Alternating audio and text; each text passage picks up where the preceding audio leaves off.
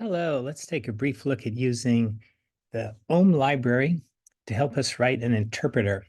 Here you can see that Ohm is a JavaScript library that helps you implement parsers, interpreters, compilers, and much more. And we're going to be using that to write a little command line interpreter for a very tiny language of arithmetic expressions. Among all the things you get with Ohm is a really cool online editor. This allows you to creatively explore and prototype with programming languages, generating parse trees as you design your grammar. So let's begin. I have in mind a programming language in which we can print the values of different arithmetic expressions. Let's start by printing 3 and then printing perhaps something like 5 plus 23, just to start. And this is an example of a program that I would like to have in this little language. I'll call it the language plus minus language or something like that, right? And so with Ohm, you can start by writing test cases. And in this case, we see a little red bar here, meaning that, well, this does not match the grammar that you've written so far. So we got to write a grammar. In Ohm, a grammar starts with a name like plus minus language. And then inside your curlies, you write in the grammar. And in this case, I would like to say that a program is going to be a sequence of one or more statements. And what should a statement be? I'll call a statement will be print followed by a left parenthesis, followed by some sort of an expression, followed by a right parenthesis, followed by a semicolon. And this is kind of what I have in mind. Right now is telling me that I haven't defined what an expression is. So let's do that right now. For now, I'm just going to say that an expression is going to be a number.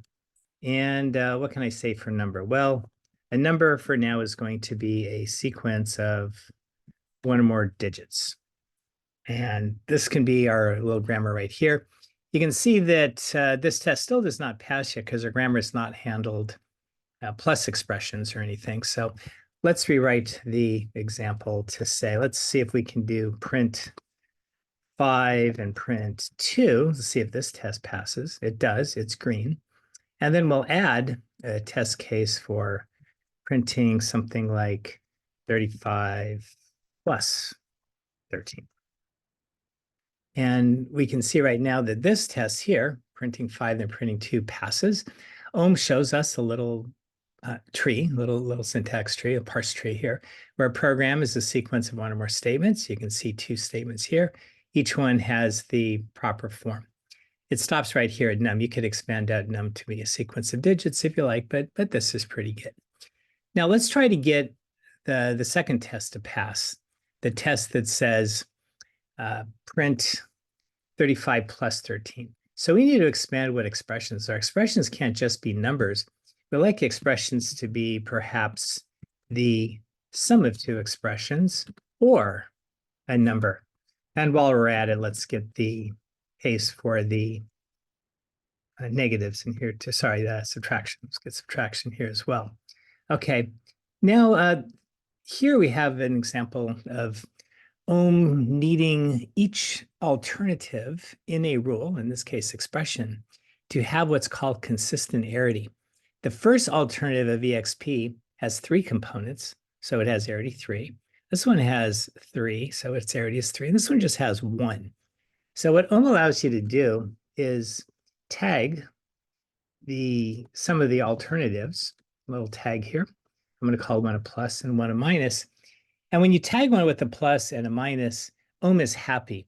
What you've really done with dash dash plus is you've actually introduced a new rule called exp underscore plus.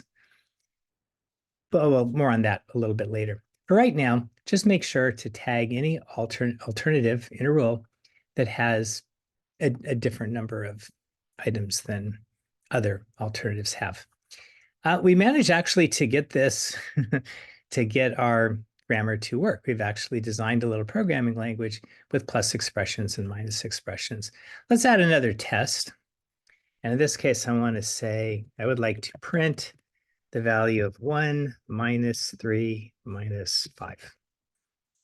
Let's space it out. Let's put in a semicolon. You can see over here this little red mark. Little red mark is showing you that there's a test that's not passing because it wants a semicolon. I've added the semicolon and we're good to go. But let's take a look at the parse tree here. And you'll notice in this parse tree that where I have 1 minus 3 minus 5, if I were to look at this first expression right here, I see it's 1 minus 3 minus 5. Look over here. This is 1 minus 3 minus 5. Look at the way this parse tree is weighted. It's like we're taking the value 1, and then from 1, we are subtracting 3 and 5, 3 minus 5. This is not what we want, really. This is what's called a right associative operator. If you in Ohm write rules like this, Ohm is going to give you right associativity, although I have heard that in the future, Ohm is not going to allow you to write rules like this, where you can't really tell if they're left associative or right associative. To fix that, we're going to introduce a new syntax category called term. And we're going to allow a term to be a number. And expressions can be, you're going to write it like so. You're going to like this. An expression is going to be an expression plus a term, or an expression minus a term, or it can be a term itself. Now, look at how this parses 1 minus 3 minus 5. All of our tests pass, which is good. But look at our main expression. It's a subtraction expression, but look what we're subtracting. 1 minus 3 and 5. Because we said expression minus term, the complexity in our expression is all going to be on the left-hand side. All of the minuses that we have over here, all the pluses, everything we do is going to be weighted toward the left. So we have left associativity. In other words, we do our 1 minus 3, and then we subtract 5, which is the way we would like to have things. You might ask, well, what if I wanted to do something a little bit different? What if I wanted to print 10 minus, and then I want to say 3 plus 5, something like this? What if I wanted parentheses in here? What if I wanted to do some grouping? Well, this is okay, because a term can not only be a number, but it can also be a parenthesized expression. You can see right now that all of our tests are red. As soon as I get this thing in here, will we be okay? No, we need to tag this rule because it has 3 components. So we'll just say this is a parenthesized expression. That little dot is there for I don't know why. Oh, we're pretty close here. What's missing? A semicolon is missing. You can see as I go through here, Ohm is showing you lots of errors as they happen. You don't have to press any buttons to run anything. It just all kind of works as you type, and that's a good thing. Now you can see the way I have my parentheses here, I can do my 10, and then I can subtract, and then our term right here has these parentheses, and we're good to go. And so what I've done right here is I've used Ohm to generate a grammar or a programming language, which I called the plus minus language. I'll tidy it up right here, and you can see the grammar in all of its detail. All right, so the next step we're going to do is use Ohm to help us write an interpreter. To write the interpreter, we need to jump out of our Ohm Editor, which we use for design. We write our test cases, we look at the parse trees, we make sure everything's the way we like it. And now we're going to move into VS Code and actually write an interpreter. So I got myself a little new folder right here for my plus minus language. And I'm going to write this app because Ohm is a JavaScript library. We're going to use Node.js to run it. So as we usually do with JavaScript programs using Node, we can go into a new folder and say npm init -y to make this be a JavaScript folder for JavaScript program. This creates for us package.json. And if we want to use modern JavaScript, we should add type module to our package.json file. Let's have the semicolon here and say, a little interpreter for the plus and minus language. Good thing I have a spell checker in there. I'm going to leave everything else the same. Like, for example, we're not going to put in any unit tests. Maybe we should have unit tests, but don't have unit tests for now. Okay, now that we have a package.json file, let's create a file to run our program. So I'll call it plus minus JS. And here's where we're going to write our code. And this is just a regular old JavaScript program, so we can, of course, write console.log hello, and we can node plus minus JS, and it says hello. So we're good to go. What I want to do in here is write an actual interpreter. So an interpreter, I should, yes, for the plus minus language. Thank you, Copilot. Always very helpful. Let's, I think Copilot's been watching what we can do. Yeah, there we go. Plus minus. No, we're actually going to have print statements here. But the first thing I want to do is import the Ohm.js library. So for this, we're going to import everything from Ohm, from Ohm.js. Yes, like so. And we'll write our grammar in here. So I want to write here const grammar. We're going to make a grammar object. It's going to be an Ohm grammar. And inside this Ohm grammar, I'm going to grab the content of the plus minus grammar that we wrote with the Ohm editor. We now have a very nice little grammar object in here. And then the next step is, of course, to actually use Ohm so that we will give it a program in this language and it will interpret it. It will actually compute the value. So that's what we're up to do right now. To do this, we use Ohm's grammar object and call its match method. And we could give it a direct string like this in order to match. So just for now, let's pretend that this is our first thing we're trying to match. And then grammar.match is going to return for us a match object.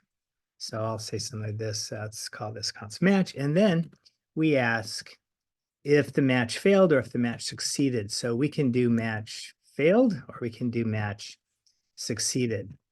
Let's just say if it fails, what we can do is perhaps console.error, the match's message. So we ask Ohm, hey, Ohm, take this grammar that we defined, and would you try to match this string right here? If it failed, tell us what the error message was. Otherwise, for right now, we can just say console.log match succeeded. So let's see if this program, if it says succeeded or failed. We have here module not found because I forgot to import Ohm.js. So let's do that now. We need to say here npm install Ohm.js. That's going to add into package.json right here, Ohm.js version 17.1, and we have our node modules file here. Now that this is done, we can run this program. It says matching succeeded. And if we were to make this wrong, let's add an extra plus and maybe an ampersand or something in here and save that. Let's run this. And now it says it expected a parenthesis digit. This is Ohm right here. See, Ohm is seeing that this string that you have, it's not matched, by the grammar. And it's telling you on line 1, column 9, this is the problem that happened. So the error message within the match object for failed matches is, try to be helpful. I'm just showing you the lines. It'll also show you surrounding lines too, if necessary. Tell you the line in the column where things went bad. Just something that you could take advantage of. Eventually, we're going to want to do a little bit more. A couple of things we want to do is actually get this thing interpreted. So to make an interpreter, we need to do the following. We want our grammar object to, there's a method on grammar called create semantics, and create semantics takes in a, well, they call it an action dictionary. Okay, so what you do with create semantics is you will add an operation. I think they have, oh, sorry, I forgot the dot. Yeah, dot add operation. And then I'm going to call this operation eval, and I'm going to pass to eval a action dictionary. And then when this is all done, I'm going to call this the, what's a good thing to call it? We'll call it the interpreter. So interpreter. And what do we do for an action dictionary? Well, here we take each rule in the grammar and we specify what it is we want to do with it. So This is Copilot, kind of Copilot seems to know what I want to do over here. We take the program rule right here, and we say there's only one value right here on the right-hand side, and it's a sequence of statements. So I'm going to call this statements. And then what do I want to do with state? Well, actually, this is not right, Copilot. So you're close, but you're not exactly right. I'm going to do something in here to evaluate all the statements in the program. Then I want to show how to evaluate a statement. Now, what are the values of a statement? There's a print keyword, a left parenthesis, an expression, a right parenthesis, and then a semicolon. Over here, Copilot's actually correct because the statement rule in the grammar says I want a print keyword, left parenthesis, expression, right parenthesis, semicolon. And the way I evaluate a statement is I just want to evaluate the expression here, whatever this expression is, and that's good. After statement, we're going to have what? What's next? Well, here we have a rule for expression underscore plus. This one over here with this label is expression underscore minus. So let's put those things in here. I want something for expression plus, and Copilot is very good about this. It knows that expression plus has an expression on the left, it has the plus symbol in the middle, and then it has a term on the right. So those are the three parameters to expression plus. Left is going to be an expression, right is going to be a term. And then I'm using underscore. Underscore is a nice way in JavaScript to say this parameter is not going to be used, and I know it's not going to be used because normally a linter will complain that you've defined a function with a parameter that you're not using, but it's perfectly okay in this case. In fact, it's really, you kind of have to do it that way. Here's expression minus. Now, this rule right here that says an expression falls through to a term, you don't need a semantic rule for that in Ohm. You can just leave that one out if there's only one thing. Okay, let's do term right now. And there's two parts for terms. There's term that is just going to be a flat out number. We can let that fall through. The other term is going to be the term with the parentheses, a left parenthesis, a right parenthesis, and then there's an expression right here. So we can just return the evaluation of this expression, and that should be good enough. Now, as far as the number goes, we still need to deal with number. Number, you'll notice, or numeral in this case, this looks different. Did you notice how num is lowercase and digit is lowercase? Any rule in Ohm that starts with a lowercase letter is called a lexical rule. And all of the components of the lexical rule are not allowed to have any embedded spaces unless you put them in explicitly. Whereas if you have uppercase starting rule names, then you can have spaces within them. So I'm allowed to put spaces between print and the parenthesis if I want to. I can put spaces between the parentheses and the expression. I can pad out spaces over here too. I can put spaces around my operators if I want to, but I can't for a number. Okay. Now for numbers, it says over here, a number is made up of a sequence of one or more digits. We can just call those the characters. And then how do you want to evaluate this? Well, Ohm will let you take the value of Ohm will give the value of this will be the thing that you're currently trying to match right now. So this is going to be the actual sequence of characters. If you call source string on that, it will give you those exact characters. Putting the plus in front of it, Copilot wants me to put a plus here, which is just a way of turning a string into a number, although I tend to prefer being explicit about it and putting just saying number right here in front of source string. I like that a little bit better, but that's just me. Okay, things are not working very well right now because I believe that I haven't closed my right parenthesis for the add evaluation. So let me do that there. Oh, good. And after doing that, my automatic formatter kicked in and everything is sort of nice and clean here. Now, when it comes to handling the statements, there is actually more than one statement over here. So what has to be done in Ohm is we actually need to iterate through each of those statements. And well, that's sort of a good job over here, but it's not quite right. In Ohm, if you have okay, so here's statements. See how statements has a plus after it? So that means one or more. You go into that statement and you look at each of its children. You can iterate through each of those children. That's perfectly good here. And then we want to do here is we want to call eval to evaluate each one of those things individually. And that's what it is that we're trying to do. Okay. So at this point right now, I just have to now tie in this thing that I made here called interpreter.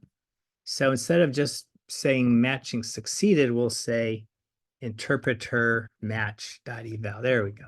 So we do the match. If it's all syntactically correct, that will be good. And let's make it a little bit more interesting. We'll take this match object. If it failed, we'll say what the message is. Otherwise, we're going to pass this to eval. Let's run this and see what we got. We got undefined because what did we even return? I don't think I actually returned anything over here from eval. So how can we change that up? Well, the answer to how you change that or fix it up is to realize that when we did a print over here, we actually tried to return something over here, which is really not what we wanted. What we want to do over here for a print statement is to say console.log expression eval. We want to evaluate the expression. This is one of those cases where Copilot tried to jump ahead and tell you something. And if I'd been paying more attention, not trusting Copilot so much, I probably would have put in the console.log right away. But anyway, let's see what happens. We get negative 27, which is good, right? Because 1 plus 2 minus 30 is negative 27.